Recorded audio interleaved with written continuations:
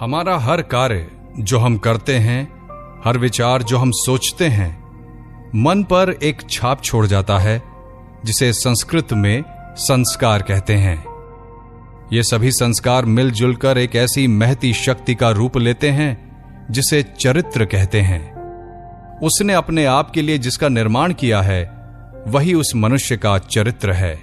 ये मानसिक एवं दैहिक क्रियाओं का परिणाम है जिन्हें उसने अपने जीवन में किया है।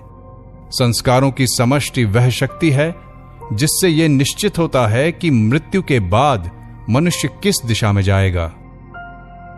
मनुष्य के मरने पर उसका शरीर तत्वों में मिल जाता है, किंतु संस्कार मन में संलग्न रहते हैं। और चूंकि मन शरीर की अपेक्षा अधिक सूक्ष्म तत्वों से बना होता है, इसलिए विघटित नहीं होता। क्योंकि भौतिक द्रव्य जितना ही सूक्ष्मतर होता है, उतना ही दृढ़तर होता है।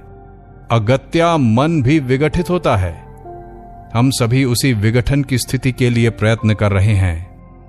इस संबंध में सबसे अच्छा उदाहरण जो मेरे मन में अभी आ रहा है, चक्रवात का है।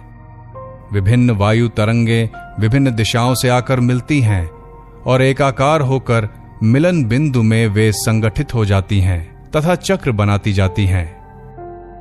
चक्राकार स्थिति में वे धूली कण, कागज के टुकड़े आदि नाना पदार्थों का एक रूप बना लेती हैं, जिन्हें बाद में वे गिराकर पुनः किसी दूसरे स्थान पर जाकर वही क्रम फिर रचती हैं।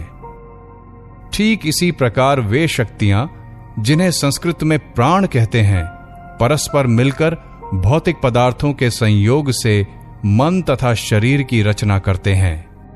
चक्रवात की तरह ही वे भी कुछ समय में इन पदार्थों को गिराकर अन्यत्र यही कार्य पुनः करते हुए आगे बढ़ते जाते हैं। किंतु पदार्थ के बिना शक्ति की कोई गति नहीं। इसलिए जब शरीर छूट जाता है, मन सतत्व रह जाता है और इसमें संस्कारों के रूप में प्राण कार्य करते हैं। किसी दूसरे बिंदु पर जाकर ये पुनः नए पदार्थ का चक्र खड़ा करते हैं। इस तरह ये तब तक भ्रमण करते रहते हैं जब तक संस्कार रूपी शक्तियों का पूर्णतः क्षय नहीं हो जाता। संपूर्ण संस्कारों के साथ जब मन का पूर्णतः क्षय हो जाता है, तब हम मुक्त हो जाएंगे। इससे पहले हम बंधन में हैं। हमारी आत्मा मन के चक्रवात से ढकी रहती है और सोचती है कि वो एक स्थान से दूसरे स्थान पर ले जाई जाती है। जब चक्रवात समाप्त हो जाता है, तब वो अपने को सर्वत्र व्याप्त पाती है। उसे तब अनुभव होता है कि वो तो स्वेच्छा से कहीं भी जा सकती है। वो पूर्णतः स्वतंत्र है और चाहे तो अनेकानेक शरीर और मन की रचना कर सकती है। किंतु जब तक चक्रवात की समाप्ति नहीं होती, उसे उसके साथ ही चलना पड़ेगा। हम सभी इस चक्रवात से मुक्ति के लक्ष्य की ओर बढ़ रहे हैं। मान लो कि इस कमरे में एक गेंद है और हम सबके हाथ में एक एक बल्ला है। सैकड़ों बार हम उसे मारते हुए इधर से उधर करते हैं, जब तक कि वो कमरे से बाहर नहीं चला जाता। किस वेग से एवं किस दिशा में वो बाहर जाएगा, ये इस बात पर निर्भर करेगा कि जब वो कमरे में था तो उस पर कितनी शक्तियां कार्य कर रही थीं। उसके ऊपर जितनी शक्तियों का प्रयोग किया गया, उन सब का प्रभाव उस पर पड़ेगा। हमारी मानसिक और शारीरिक क्रियाएं ऐसे ही आघात हैं। मानव मन वो गेंद है जिस पर आघात किया जाता है। यह संसार मानो एक कमरा है जिसमें मन रूपी गेंद के ऊपर हमारे नाना कार्यकलापों का प्रभाव पड़ता है एवं इसके बाहर जाने की दिशा एवं गति इन सारी शक्तियों के ऊपर निर्भर होता है। इस तरह इस संसार में हम जो भी कार्य करते हैं, उन्हीं के आधार पर हमारा भविष्य जीवन निश्चित होता है। इसलिए हमारा वर्तमान जीवन हमारे विगत जीवन का परिणाम है। एक उदाहरण लो। मान लो मैं तुमको एक ऐसी श्रृंखला देता हूं जिसका आदि अंत नहीं है।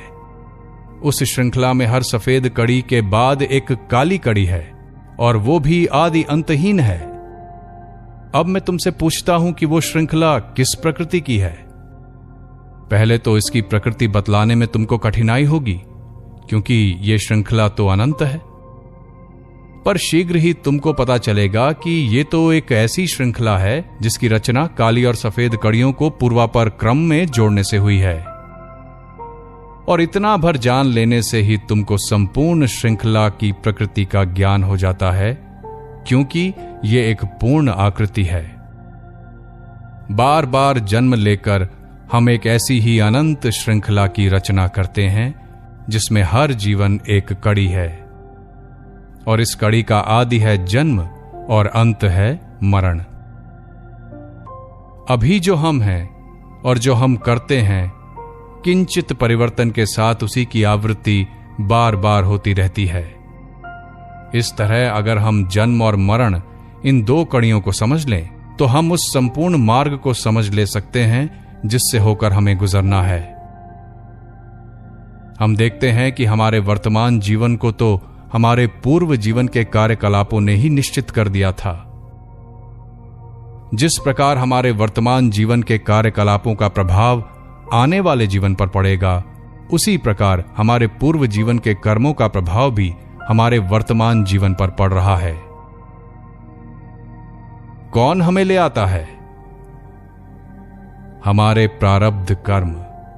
कौन हमें ले जाता है? हमारे क्रियमाण कर्म। और इसी प्रकार हम आते और जाते हैं। जैसे लार्वा अपने ही भीतर के पदार्थों से बने तंतुओं को मुंह से निकाल निकाल कर अपने चारों तरफ कोया बना लेता है और उसमें अपने को बांध लेता है, वैसे ही हम भी अपने ही कर्मों के जाल में स्वयं बद्ध हो जाते हैं। कार्य कारण नियम के इस जाल में हम एक बार उलझ क्या जाते हैं कि इससे बाहर निकलना मुश्किल हो जाता है। एक बार हमने यह चक्र चला दिया और अब इसी में पिस रहे हैं। इस तरह यह दर्शन बतलाता है कि मनुष्य अपने ही अच्छे बुरे कर्मों से बंधता चला जाता है। आत्मा न कभी आती है न जाती है। यह तो न कभी जन्म लेती है और न कभी मरती है। प्रकृति ही आत्मा के सम्मुख गतिशील है और इस गति की छाया आत्मा पर पड़ती रहती है। भ्रमवश आत्मा सोचती है कि प्रकृति नहीं बल्कि वही गतिशील है।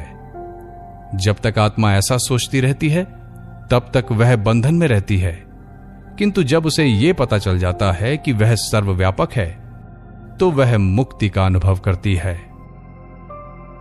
जब तक आत्मा बंधन में रहती है तब तक उसे जीव कहते हैं।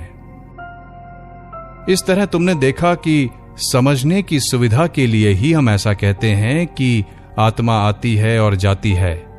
ठीक वैसे ही जैसे खगोल शास्त्र में सुविधा के लिए यह कल्पना करने के लिए कहा जाता है कि सूर्य पृथ्वी के चारों तरफ घूमता है, यद्यपि वस्तुतः बात वैसी नहीं है।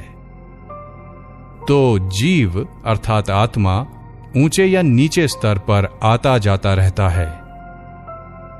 यही सुप्रसिद्ध पुनर्जन्म का नियम है। सृष्टि इसी नियम से बद्ध है।